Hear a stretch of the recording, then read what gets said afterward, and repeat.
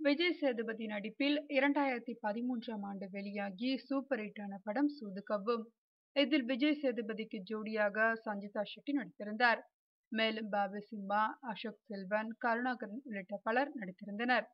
இப்படத்தை நலன் குமாரசாமி இயக்கியிருந்தார். சந்தோஷ் நாராயணன் இசையமைத்திருந்தார். நகைச்சுவை கலந்த த்ரில்லர் படமாக வெளியான இப்படத்தை சி.வி. குமார் தயாரித்திருந்தார். இப்படத்தின் வெற்றியை தொடர்ந்து இதே படக்குழு மீண்டும் ஒரு புது படம் மூலம் இணைந்து படத்தை முடித்திருக்கிறார்கள். இதிலும் விஜய் சேதுபதியே நாயகனாக நடித்துள்ளார்.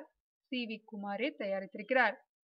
தான் தயாரிக்கும் படங்கள் பற்றி சி.வி. குமார் கூறும்போது, நான் தற்போது சூதுகவும் படத்தின் 2ஆம் பாகத்தை எடுக்கும் முயற்சியில் ஈடுபட்டுள்ளேன்.